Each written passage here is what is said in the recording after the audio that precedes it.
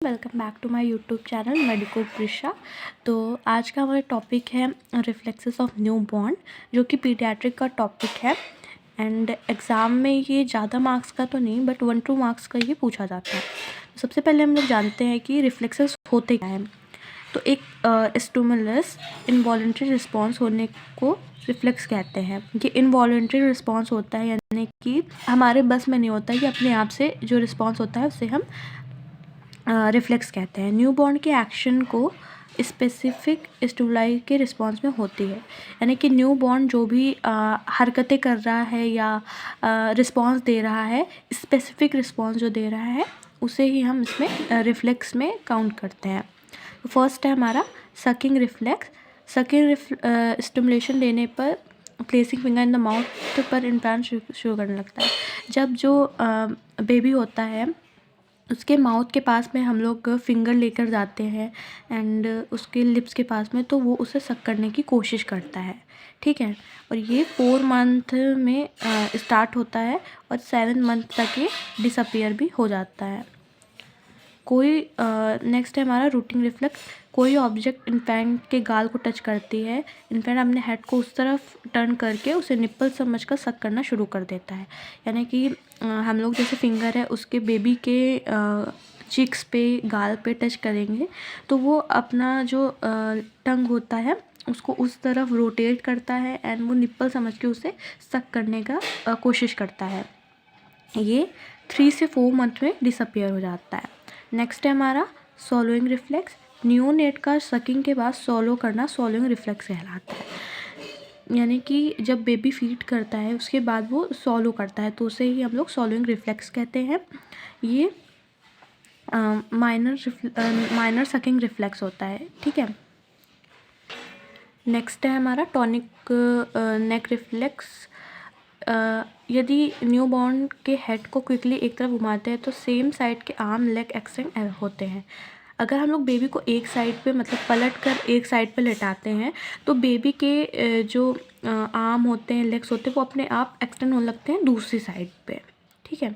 जैसे हमने बेबी का हेड इस साइड किया तो उसके लेग्स और जो एक्सट्रीमिटीज़ हैं वो उस साइड को होने लगेंगे, यानी अपोजिट साइड को होने लगेंगी। ये भी 3 से 4 मंथ में डिसअपियर हो जाता है। ब्रेकियल पल पाल्सी में अब्सेंट होता है। ब्रेकियल पल पाल्सी एक टाइप का पैरालिसिस होता है, ठीक है।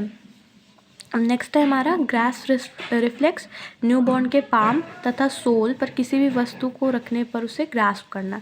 जैसे कि बेबी के हाथ पे हम लोग जैसे ये पेंसिल ऐसे रखेंगे तो वो इसको ऐसे पकड़ने की कोशिश करता है, यानी कि ग्रास्प करने की कोशिश करता है, ठीक है। ये भी 4 मंथ से 8th मंथ में डिसअपियर हो जाता है। नेक्स्ट है हमारा मोरो रिफ्लेक्स। लाउड वॉइस करने पर या बेबी को सेमी सिटिंग पोजीशन में होल्ड करने पर या हेड या ट्रंक को बैक साइड में करने पर मोरो रिफ्लेक्स कहलाता है, ठीक है। हम लोग ज़्यादा तेज़ से मतलब थोड़ा सा वॉइस करेंगे, बेबी ना अपना हेड और जो उसकी बॉडी है उस साइड को रोटेट करके देखने की कोशिश करता है कि आखिर हो क्या रहा है, ठीक है। तो उसे हम मतलब वो शी शेप में बन जाता है, इसे ही हम मोरो रिफ्लेक्स कहते हैं। 90% बेबीज़ में 3 मंथ में डिसअपियर हो जाता है, बट कुछ बेबीज़ में 6 मंथ में ये डिसअपियर हो जाता है। बट अगर 6 मंथ तक नहीं हुआ है तो ये एबनॉर्मलिटी को शो करता है। नेक्स्ट है हमारा बिबिन्स्की रिफ्लेक्स। सोल के लेटरल एक्सपेक्ट को जे शेप में जेंटल स्ट्रोकिंग करने पर न्यू बॉर्न के बिग टू में डाउनवर्ड डॉर्सिफ्लेक्शन तथा फिंगर में हाइपर एक्सटेंशन होना। जब बेबी के सोल में हम लोग थोड़ा सा पिंच करेंगे तो जो बेबी का टू होता है, यानी कि जो थंब होता है पैर का, वो अपने आप डाउनवर्ड रोटेट होगा, यानी कि ऐसे करके रोटेट होने लगेगा। ये भी 6 मंथ में डिसअपियर हो जाता है। नेक्स्ट है हमारा प्लांटर रिफ्लेक्स और नेगेटिव बिबिन्स्की। सोल के आउटर इस एक्सपेक्ट को हील से टू स्ट्रोकिंग करने पर इन्फेंट का फिंगर टू डाउनवर्ड कर्ल करना। बिबिन्स्की में क्या था कि वो हो रहा था, इसमें नहीं होगा, तो उसे ही हम नेगेटिव बिबिन्स्की रिफ्लेक्स कहेंगे। डॉल आई रिफ्लेक्स। जब इन्फेंट को हेड घुमाते हैं तो उसकी आइज़ बहुत तेज घूमने लगती हैं। जो इन्फेंट्स होते हैं उनकी आइज़ जो होती है लाइक अ डॉल, जैसे कि डॉल्स के आइज़ होती हैं जल्दी जल्दी से ब्लिंक करना और इधर उधर घूमना, उन्हें ही हम डॉल्स आई रिफ्लेक्स कहते हैं। ये भी 3 से 4 मंथ में डिसअपियर हो जाती हैं।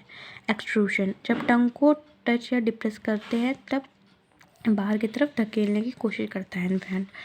जब जो बेबी होता है उसके अगर हम लोग फिंगर ऐसे टच करेंगे तो वो अपने मतलब टंग से उसे बाहर को करने का ट्राई करेगा। ये 3 से 4 मंथ में डिसअपियर हो जाता है। नेक्स्ट है हमारा blinking reflex. Head turning, loud noises, bright light, visual threat के दौरान आईलाइट का सडन बंद होना, इट डज नॉट डिसअपियर। इसमें क्या होता है कि जब थोड़ी सी तेज़ आवाज़ होती है, लाइट्स ऑन होती है, तो जो बेबी की आइज़ होती है, आईलिड्स होती है, वो जल्दी जल्दी यानी कि पलक जो होती हैं वो जल्दी जल्दी झपकने लगती हैं।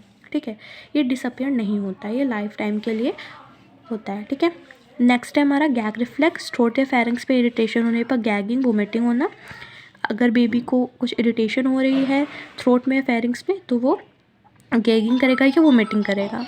नेक्स्ट है हमारा पार्चुटरी रिफ्लेक्स। इसमें बच्चे को अपराइट में पकड़कर उसकी बॉडी को क्विकली गिरने से, जैसे रोटेट करने पर इन्फेंट गिरने से बचने के लिए अपने आर्म अक्सर करके, जैसे हम बच्चे को उछालते हैं तो वो अपने आप को बचने के लिए अपने जो आर्म्स होते हैं, हाथ होते हैं, उनको फैलाने की कोशिश करता है।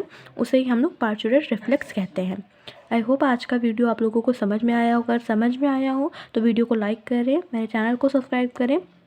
साथ ही अगर आपकी कोई इंक्वायरी वगैरह हो तो आप लोग मुझे कमेंट करके बता सकते हैं। साथ ही मुझे इंस्टाग्राम पे फॉलो कर सकते हैं, मेडिको प्रिशा नाम की आईडी मेरी है। एंड मिलते हैं नेक्स्ट वीडियो में, तब तक के लिए बाय बाय।